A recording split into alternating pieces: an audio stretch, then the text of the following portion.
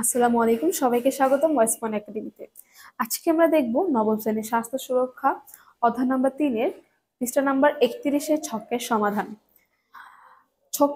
ছকটিতে দেওয়া ছিল আমাদের প্রচলিত ইনডোর এবং আউটডোর খেলা, যেগুলো সবাই খেলতে পারে না। আচ্ছা, যেগুলো নর্মালি যে খেলাগুলো ইনডোর এবং আউটডোর খেলাগুলো যেগুলো সবাই খেলতে পারে না, সেইগুলো নিয়ে আমাদের এই ছকটা। আচ্ছা, ইনডোর গেমটা কি সেটা একটু বলে দিই। ইনডোর গেম হচ্ছে যেটা ঘরের ভেতরে খেলা হয়, যেমন ধরো লুডো, ক্যারাম, এগুলো কার্ড, এগুলো হচ্ছে ইনডোর গেমের মধ্যে পড়ে। এগুলো খেলার জন্য বিশাল মাঠ লাগে না তোমার, আর হচ্ছে গিয়ে তোমার ধরো অনেক জনসংখ্যা লাগে না। কিছু কিছু খেলা হয়তো বা লাগে, বাট তুমি এগুলো ঘরে বসে খেলতে পারবা। আউটডোর গেম, এগুলো কোনগুলো? আউটডোর গেম হচ্ছে যেগুলো ধরো ঘরের বাইরে খেলা হয় এক কথা বলতে গেলে, যেমন ধরো ক্রিকেট, তারপর ফুটবল, এগুলো খেলতে কিন্তু মানে বিশাল জনসংখ্যা লাগে এবং বিশাল মাঠ লাগে। যেমন ধরো 11 জন জনসংখ্যা, অনেক বড় একটা মাঠ, এগুলো কিন্তু তুমি ঘরে খেলতে পারবে না। যেমন তো এইগুলো এই ইনডোর এবং আউটডোর গেমগুলো যেগুলো সবাই খেলতে পারে না, সেগুলো সম্পর্কে এই ছকটা। দেখো ছকে কি কি চাওয়া হয়েছে, যে কি কি ধরনের খেলার ধরন। আমরা জানি খেলার ধরন দুই ধরনেরই হয়, সেটা হচ্ছে একটা ইনডোর আর একটা আউটডোর। আর খেলার যে কোন কোন খেলার নামগুলো এখানে লিখবো, যেগুলো হচ্ছে সবাই খেলতে পারে না, যেগুলো সবাই খেলতে পারে না সেগুলো হচ্ছে কি এই খেলাগুলোর নামগুলো এখানে লিখবো। কেন খেলতে পারে না এবং কি কি বাধার সম্মুখীন হয় তারা, সেই সম্পর্কে এই দুটো কলামে লিখবো। চলো, ইনডোর কোন গেমগুলো সবাই খেলতে পারে না সেগুলো দেখে নিই। ইনডোর গেমের মধ্যে যেগুলো আছে সেগুলো হচ্ছে ব্যাডমিন্টন, বাস্কেটবল, টেনিস বল। আচ্ছা, বাস্কেটবল, টেনিস বল, ব্যাডমিন্টন এগুলো সবাই খেলতে পারে না, কিন্তু কেন খেলতে পারে না? এগুলোর ক্ষেত্রে বাধাগুলো কি কি, বা কি কি বাধার সম্মুখীন হতে হয়? শারীরিকভাবে ফিট না। তো শারীরিক ভাবে ফিট না বলতে বোঝানো হচ্ছে যে যারা হচ্ছে শারীরিকভাবে সুস্থ না একেবারে, দ্রুত দৌড়াতে পারে না। অনেকে আছে যে অনেক হেলথির কারণে হোক বা ধরো কোনো ধরনের বিভিন্ন ধরনের রোগের কারণে হোক, তারা হচ্ছে কি দ্রুত দৌড়াতে পারে না। তারপর হচ্ছে গিয়ে শরীরে বিভিন্ন অঙ্গ, যেমন হাত পা না থাকা বা দুর্বল থাকা, চলাফেরার সমস্যা হওয়া। তারপর হচ্ছে কি শরীরে বিভিন্ন অঙ্গ যেগুলো হচ্ছে হাত পা, খেলার জন্য যেগুলো লাগে আর কি, হাত পা যেগুলো বেশি একটু দরকার হয়।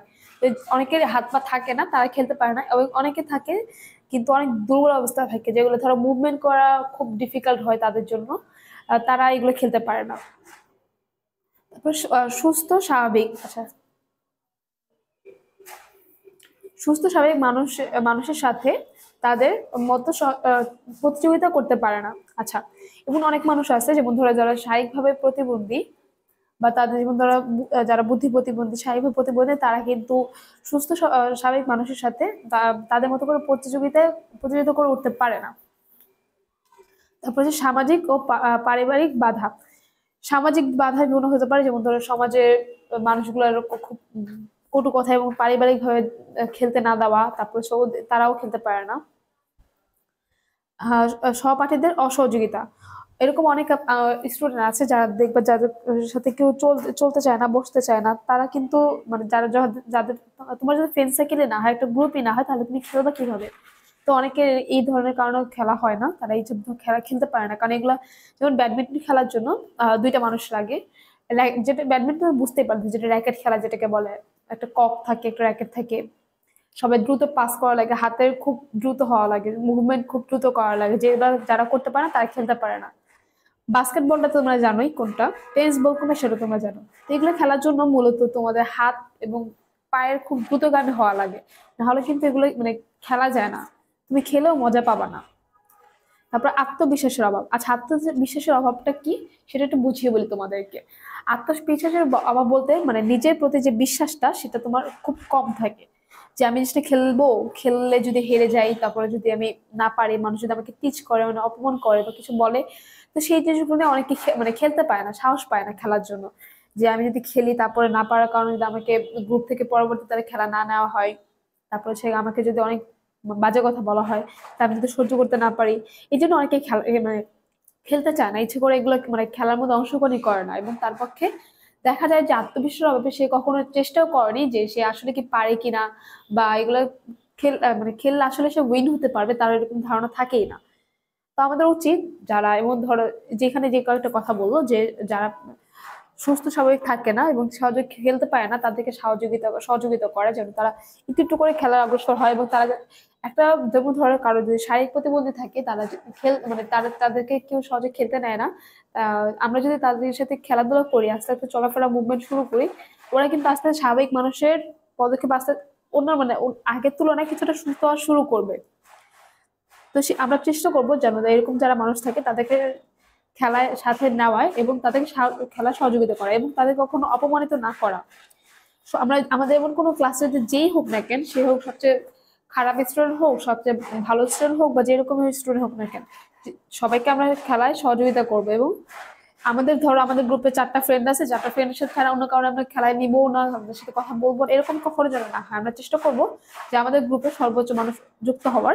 এবং হতে পারে একটা এই মানুষটা যেটা কখনো খেলতে পারবে, উইন হতে পারবে বলে আমাদের ধারণা ছিল না, আমাদের সহযোগিতায় একটা সময় সে খেলতে খেলতে খুব এক্সপার্ট হয়ে গেছে, আর আমাদের দলে উইনার ওই হয় সবসময়, এরকম হতেই পারে, তাই না? তো আমরা চেষ্টা করবো আমাদের আশেপাশে যে মানুষগুলো এরকম ধরনের মানুষ আছে যারা খুব মানে সাহায্য খুব কম পায়, তাদের সহযোগিতা করার। এবং যার আত্মবিশ্বাসের অভাব থাকে তাদের মধ্যে আত্মবিশ্বাস অর্জন করার মানে তাদেরকে আত্মবিশ্বাস দিতে আমরা সাহায্য করবো, যেন তারা নিজেদের প্রতি একটা বিশ্বাস রাখে এবং তারা খেলা অংশগ্রহণ করে। এবং হেরে গেলে তাকে যেন কেউ কোনো কিছু না বলে, এবং আমরা যেন তাদেরকে সেদিক থেকে সেফ রাখতে পারি, আশেপাশে মানুষদেরকে বলে রাখতে পারি এবং তাদেরকে সহযোগিতা করতে পারি। আচ্ছা, অনেক কথা বলে ফেলছি, এখন আমরা ফিরে আসি ছকের মধ্যে, যে আউটডোর গেম। আচ্ছা, আউটডোর গেম গুলো সেটা অলরেডি আমি তোমাদের বলে ফেলেছি যে ঘরের ভেতরে খেলা হয় না। তো সে ধরনের কি কি খেলা গেম আছে, যে ফুটবল, ক্রিকেট, হাডুডু, ভলিবল, গোল্লাছুট, বউচি, তারপর দাঁড়িয়া বান্দা। আচ্ছা, এই এই ধরনের খেলাগুলোকে বলে হয় আউটডোর। এইগুলো খেলার জন্য সবাই খেলতে পারে না। কেন খেলতে পারে না? শারীরিকভাবে ফিট না, একই কথা, যে সে শারীরিকভাবে প্রপারলি সুস্থ থাকে না, দ্রুত দৌড়াতে পারে না। যেমন ফুটবল খেলার জন্য তোমার কাছে যখন ফুটবল আসবে, তখন তুমি কিন্তু দাঁড়ায় থাকলে হবে না, দ্রুত গতিতে দৌড়াতে হবে। তো এই খেলাগুলো খেলার জন্য মানে দ্রুত দৌড়াতে পারা একটা খুবই ইম্পর্টেন্ট স্কিল বলতে পারো। তারপর শারীরিকভাবে বিভিন্ন অঙ্গ, যেমন হাত পা না থাকা বা দুর্বল থাকা, চলাফেরার সমস্যা হওয়া। আচ্ছা, যারা হাত পা থাকে না, যেমন ফুটবল খেলার জন্য পা কিন্তু মাস্ট দরকার, তুমি হাত দিয়ে তুমি খেলতে পারবে না। তো সেক্ষেত্রে তুমি যদি পা না থাকে, তুমি কিন্তু খেলাটা খেলতে পারবে না। তারপর সুস্থ স্বাভাবিক মানুষের সাথে তাদের মতো সহযোগিতা করতে পারে না। আচ্ছা, যারা সুস্থ স্বাভাবিক মানুষ থাকে তাদের সাথে প্রতিযোগিতা করতে পারে না, এই কথাটা বুঝেছি এখানে। এবং সামাজিক ও পারিবারিক বাধা, একই কথা এখানে বলছে। তারপর হচ্ছে স্বপ্নেতে অসহযোগিতা এবং আত্মবিশ্বাসের অভাব, এগুলো সবগুলো সম্পর্কে তোমাদের আগেই বলে ফেলছি। তো এই খেলা ছকটা, আশা করি তোমাদের এই ছকটা পূরণের জন্য ইনফরমেশন তোমরা যথেষ্ট পেয়েছো। আমার সঙ্গে সঙ্গে থাকার জন্য তোমাদের অসংখ্য ধন্যবাদ। এবং পরবর্তীতে দেখা হবে কোনো নতুন বিষয়, নতুন কোনো টপিকের বিষয়ে আলোচনা করা হবে। ওকে, আল্লাহ হাফেজ, আসসালামু আলাইকুম।